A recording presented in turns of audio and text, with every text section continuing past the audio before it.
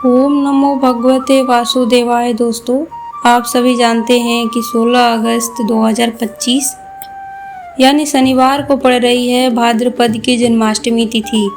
और दोस्तों, ये तिथि जो है भाद्रपद में पड़ने वाली सबसे बड़ी तिथि है, क्योंकि ये शनिवार को पड़ रही है और इसका बहुत ही बड़ा और विशेष महत्व होता है। पूज्य गुरु जी ने कहा है, अगर कभी भी मौका लग जाए और भाद्रपद महीने की जन्माष्टमी तिथि शनिवार को पड़ जाए तो आप लोगों को एक हल्दी वाला दीपक का उपाय तो अवश्य ही कर लेना चाहिए। इन दोनों का संयोग बहुत ही कम आता है। और दोस्तों, पूज्य गुरु जी ने अपने हाल ही के ग्रंथों की कथा में बताया है, इस दिन आपको एक हल्दी का दीपक वाला उपाय अवश्य कर लेना चाहिए, क्योंकि ऐसा दिन पूरे साल में केवल एक बार ही आता है। और दोस्तों, आप सभी लोग जानते हैं कि जन्माष्टमी तिथि का अगर सबसे बड़ा कोई उपाय है तो वो है एक हल्दी का दीपक का जन्माष्टमी तिथि को किया जाने वाला उपाय। तो दोस्तों, इस शनिवार को इस एक हल्दी का दीपक वाला उपाय तो अवश्य करना है। बहुत सारे लोग होंगे जिन्होंने इस उपाय को न किया हो, मतलब पूरा साल निकल गया और उन्होंने किसी भी दिन इस एक हल्दी का दीपक वाले उपाय को न किया हो। पर दोस्तों, आपके पास एक आखिरी मौका बचा हुआ है, जो कि 16 अगस्त 2025 के दिन है। इस दिन आपको इस वाले उपाय को जरूर कर लेना है। भले ही आपने साल भर इस वाले उपाय को न किया हो, पर आपने इस भाद्रपद की जन्माष्टमी तिथि के दिन अगर इस वाले उपाय को कर लिया तो आपको इस वाले उपाय को करने का वह फल मिलेगा जिसकी आपने कभी कल्पना भी नहीं करी होगी।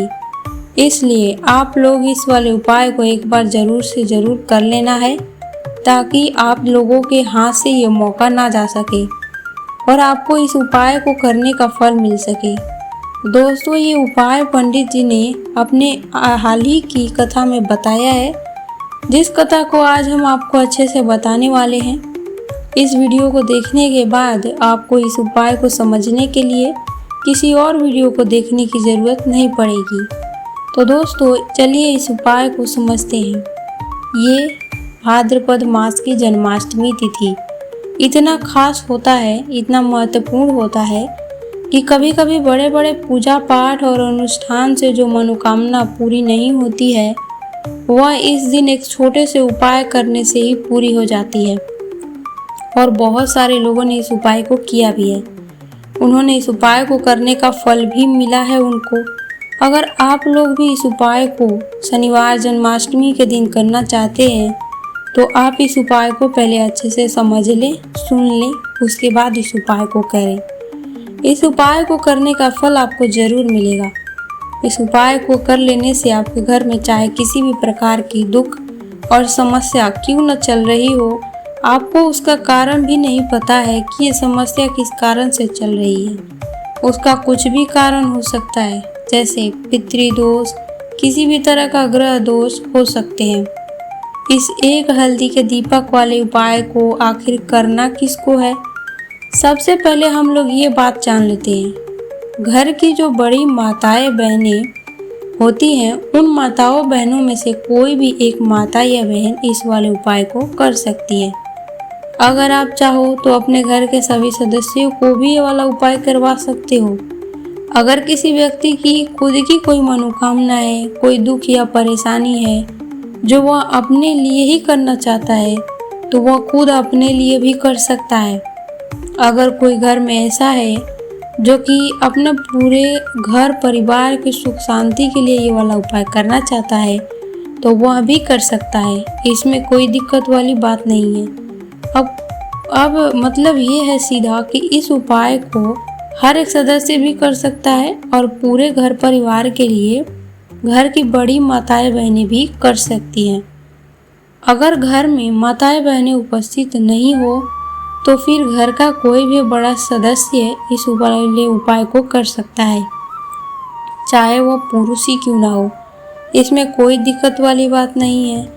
इस एक हल्दी के दीपक वाले उपाय को हमें करना कहाँ पर है, इसे श्री कृष्ण जी के मंदिर में जाकर करना है। बहुत सारे लोग प्रश्न करते हैं, क्या हम इस उपाय को घर पर भी कर सकते हैं? तो इस वाले उपाय को आप घर पर नहीं कर सकते हैं। उपाय को करने के लिए आपको भगवान श्री कृष्ण जी के मंदिर ही जाना पड़ेगा। उपाय करने का समय क्या है? ये उपाय आप सुबह के समय भी कर सकते हैं और जन्माष्टमी के रात्रि के मध्यकाल यानी जब भगवान श्री कृष्ण का जन्म हुआ था उस समय पर भी कर सकते हैं। अगर पूछो कि सबसे उत्तम समय कौन सा रहेगा, तो हम कहेंगे रात के जन्म मुहूर्त में करना सबसे श्रेष्ठ है। बाकी सुबह करेंगे तो भी उत्तम फल मिलेगा। सुबह के समय की बात करते हैं तो सुबह जितना जल्दी हो सके उपाय को करने की कोशिश करनी है। अगर किसी कारणवश लेट भी हो जाओ तो 10 या 11 बजे तक कर लेना है। 12 बजे से ज़्यादा देरी ना हो, इस बात का ध्यान रखना है। अब बात करते हैं रात के समय की। तो रात्रि में जन्माष्टमी का जो जन्म समय होता है वो लगभग 11:40 से 12:10 बजे तक का रहेगा। स्थान अनुसार जहाँ जैसा स्थान है उस अनुसार समय से। अगर आप इस अवधि में मंदिर जाकर ये उपाय जरूर कर लेना। अब हल्दी कहाँ से लें? इस उपाय को आपको ये नहीं देखना है कि हल्दी किस प्रकार की है, बस हल्दी साबुत, स्वच्छ और शुद्ध होनी चाहिए। आपके घर की रसोई में जो हल्दी उपलब्ध है वहीं लें। एक छोटी पीतल या स्टील की कटोरी में एक चुटकी हल्दी अलग से रख लें ताकि ये सुरक्षित रहे और उपाय के समय पूरी शुद्धता से प्रयोग हो। पूजन सामग्री की बात करें तो अगर सुबह में कर रहे हो तो 1 लोटा गंगा जल या स्वच्छ जल, मिट्टी का लोटा हो तो और जल हो तो और अच्छी बात है। प्लस उसके साथ में फूल, तुलसी, माखन, मिश्री पूजन सामग्री के साथ।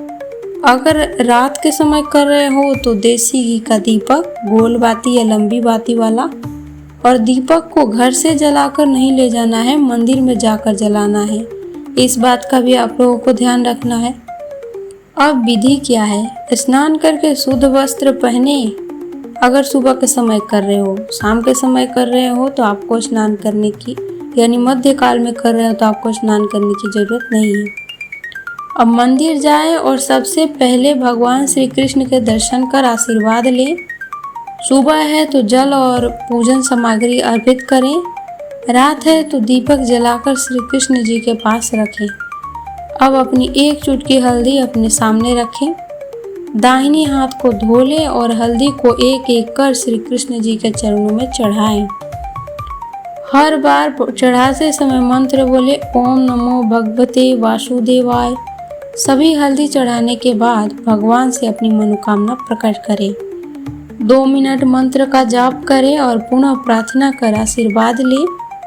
और इस तरह जो भी व्यक्ति छोटी छोटी बातों का ध्यान रखते हुए इस एक हल्दी का दीपक वाले उपाय को करेगा, उसकी मनोकामना जरूर पूरी होगी और दुख परेशानी दूर हो जाएगी। और दोस्तों, अगर हमारी ये वीडियो आपको पसंद आई तो इसे एक लाइक करें और चैनल को सब्सक्राइब जरूर करें।